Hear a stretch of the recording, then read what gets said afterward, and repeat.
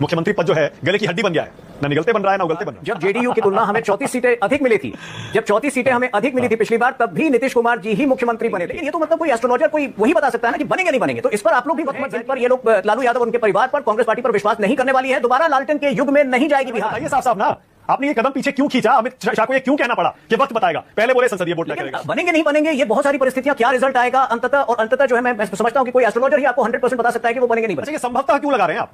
अमित शाह की बात दोहराते हुए संभवतः कहां से आ गया? ये क्या वजह है? क्या ये जो संभवतः लगा है ये बिहार, क्या ये नीतीश कुमार जी की सेहत की वजह से लगा है क्या? और क्या आप ये देखना चाहते हैं कि वो 3 महीने में चुनाव तक फिट सेहतमंद रहते हैं या नहीं रहते हैं? ये बताकर जाइए। कोई परिवर्तन जो है लीडरशिप में वहां नजर नहीं आ रहा है, और मुझे लगता है कि ये निरंतरता बनी रहेगी। जय श्री राम दोस्तों, स्वागत है आपका न्यूज नजरिया स्पेशल में। आज के एपिसोड में बात करेंगे बिहार चुनाव की उस दिलचस्प उलझन पर जहां बीजेपी नीतीश कुमार को लेकर गहरे कंफ्यूजन में नजर आ रही है। बीजेपी कह तो रही है कि चुनाव नीतीश कुमार के चेहरे पर लड़ा जाएगा, मगर दिल से शायद वो इसे पूरी तरह मानने को तैयार नहीं दिख रही। इसी मुद्दे पर आज की डिबेट में एंकर मानक गुप्ता ने बीजेपी के प्रवक्ता तोहीन सिन्हा से सीधा सवाल पूछ लिया। अब देखना दिलचस्प था कि तोहीन सिन्हा ने किस तरीके से नीतीश कुमार को लेकर अपनी बात कही। एक तरफ तोहीन सिन्हा कह रहे थे कि नीतीश कुमार ही हमारे अगले मुख्यमंत्री होंगे, तो दूसरी तरफ ये भी जोड़ दिया कि मुख्यमंत्री पद का फैसला तो सर्वसम्मति से ही लिया जाएगा। तो दोस्तों, आप भी देखिए इस गर्मागर्म डिबेट को अंत तक देखने के बाद कमेंट बॉक्स में बताइए कि आपके हिसाब से क्या वाकई बीजेपी दिल से नीतीश कुमार के साथ है या सिर्फ मजबूरी में। तो चलिए देखते हैं आज की ये धमाकेदार डिबेट। तोहीन भाई, ये गले की हड्डी वाली जो कहावत है वो बिल्कुल सही साबित हो रही है क्या? फिट हो रही है क्या इस समय बीजेपी पर, एनडीए पर? मुख्यमंत्री पद जो है गले की हड्डी बन गया है, ना निगलते बन रहा है ना उगलते बन रहा है। ये पता नहीं आप लोग इतना वक्त क्यों जाहिर करते हैं इस डिबेट में कि कौन मुख्यमंत्री बनेगा। पिछली बार जब जेडीयू की तुलना हमें 34 सीटें अधिक मिली थी, जब 34 सीटें हमें अधिक मिली थी पिछली बार, तब भी नीतीश कुमार जी ही मुख्यमंत्री बने थे। तो देखिए, हमारे जो पार्टनरशिप होते हैं ना, हमारे गठबंधन जो है, वो एक तो विश्वास पर चलते हैं, दूसरा जो है उसमें परिस्थितियां और राज्य हित, जनहित बहुत महत्वपूर्ण होते हैं।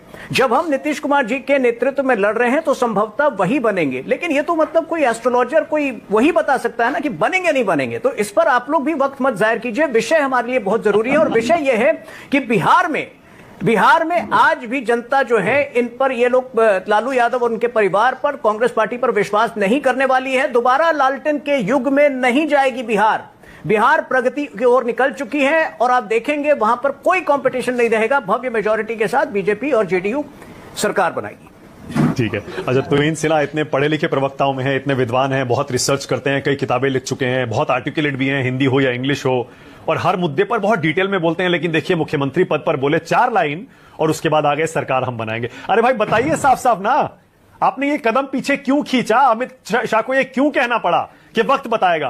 पहले बोले संसदीय बोर्ड तय करेगा, फिर उसके बाद कुछ हफ्ते कुछ नहीं कहा, फिर बोलने लगे नहीं नीतीश जी बनेंगे, अब बोले नहीं वक्त बताएगा, सम्राट चौधरी कह रहे नहीं वही बनेंगे। क्या चल क्या रहा है ये? नहीं मानक जी, देखिए ये हमारी कंसिस्टेंट पॉलिसी रही है। अगर आप महाराष्ट्र के चुनाव को भी देखें, महाराष्ट्र के चुनाव, तो आप लोग मतलब दूसरा साइड जो है वो पागल हो रहा होता है कि मुख्यमंत्री कौन बनेगा। हमारे लिए जो है वो विषय इंपॉर्टेंट होता ही नहीं है। जीत इंपॉर्टेंट होता है हमारे लिए, जो है सरकार बनाना इंपॉर्टेंट होता है, परिवर्तन इंपॉर्टेंट होता है। तो हमारे लिए जो है ना ये सेकेंडरी विषय है। दूसरा, हम बार बार कह चुके हैं कि नीतीश कुमार जी ने बेहतरीन काम किया है, उनके नेतृत्व में चुनाव लड़ा जा रहा है, और संभवतः मुझे कोई मतलब कारण नहीं लगता है कि वो कंटिन्यू क्यों ना करें। लेकिन बनेंगे नहीं बनेंगे, ये बहुत सारी परिस्थितियां, क्या रिजल्ट आएगा अंततः, और अंततः जो है मैं समझता हूं कि कोई एस्ट्रोलॉजर ही आपको 100% बता सकता है कि वो बनेंगे नहीं बनेंगे। कमाल है। बताइए, कुछ दिन पहले तक कहते थे कि लिख कर ले लीजिए, और एस्ट्रोलॉजर क्या हम दावा कर रहे हैं। अच्छा, ये संभवतः क्यों लगा रहे हैं आप? अमित शाह की बात दोहराते हुए संभवतः कहां से आ गया? ये क्या वजह है इसकी? नहीं, वो प्रशांत किशोर की भाषा लिख के ले लीजिए। हम लिख के नहीं लेते, हमारे जुबान में इतनी ताकत होती है, इतना विश्वास होता है कि हमें लिख कर देने की जरूरत ही नहीं होती ना। मैंने तो आपको बता दिया, जहां 34 सीटें हमें ज्यादा मिली थी, वहां भी हमने यही चाहा कि नीतीश कुमार जी बने। और बिहार की जनता भी, देखिए बिहार की जनता भी इमोशनल जनता है, नीतीश कुमार जी से स्नेह करती है, और 2004 के पहले के लालटेन के युग में वो नहीं जाएगी। अब ये चीजें पर्याप्त है, ये चीजें इंपॉर्टेंट हमारे लिए, इससे आगे हम सोच ही नहीं रहे। नहीं, तो इन वन सेकंड, जो सोच रहे हैं, जो पार्टी, अब जब इतनी ईमानदारी से बात हो रही है ना तोहीन, अब जब इतनी ईमानदारी से बात हो रही है, अमित शाह ने भी देखिए खुलकर कह दिया, और बहुत अच्छा किया कि उन्होंने खुलकर कहा। बिहार की जनता के लिए बहुत अच्छा हुआ, उनके साथ ईमानदारी की उन्होंने, और आप भी ईमानदारी कर रहे हैं कि संभवतः वो बनेंगे।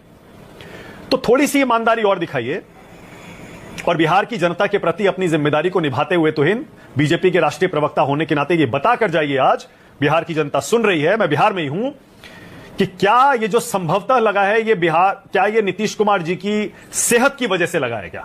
और क्या आप ये देखना चाहते हैं कि वो 3 महीने में चुनाव तक फिट सेहतमंद रहते हैं या नहीं रहते हैं? ये बताकर जाइए आज। नीतीश कुमार जी की सेहत की चिंता भी आप लोग को ज्यादा होती है। मुझे नहीं लग रहा है कि उनकी सेहत के साथ कोई प्रॉब्लम है। अगले 5 वर्ष जो हैं वो बिल्कुल सक्रिय रहेंगे, बिल्कुल जो मुझे लगता है कि वो उसी पद पर बने रहेंगे। तो ये आप लोग जो है मतलब तरह तरह की जो है अटकलें, तरह तरह की जो है स्पेकुलेशन पैदा करते हैं। पिछले 1 साल से कितनी बार ये चर्चा हो चुकी है उनके हेल्थ को लेकर, लेकिन यहाँ जेडीयू के प्रवक्ता भी है, वो भी बताएंगे कि उनका हेल्थ मुझे दुरुस्त लगता है और मुझे नहीं लगता है कि 5 साल जो है वो कहीं जाने वाले। तो संभवतः क्यों लगाया फिर आपने ये? तो कदम पीछे क्यों खींचा और ये क्यों कहा वक्त बताएगा? संभवतः क्यों लगाया आपने? नहीं, ये तो कई, देखिए आपने भी राजनीति को बहुत क्लोजली फॉलो किया है। पिछले 10 वर्षों में जब पूरी तरह 100% भी आप श्योर हो जाते हैं, कई बार जो है परिणाम मतलब उस अनुकूल नहीं होते हैं। कई परिस्थितियां होती हैं जहां के हो सकता है नो, तो ये नहीं, बिल्कुल नहीं, प्लीज नहीं। देखिए, 2 इश्यूज मत मिलाइए आप देखिए, नहीं, बहुत ईमानदारी से बात करते हैं। यहां बात सरकार बनाने की नहीं हो रही है। आप रिजल्ट के बारे में श्योर हैं, आप यही कह रहे हैं कि हम सरकार बनाएंगे। अगर सरकार बनाएंगे तो सीएम पर संभवतः क्यों लगा रहे हैं, मैं ये पूछ रहा हूं।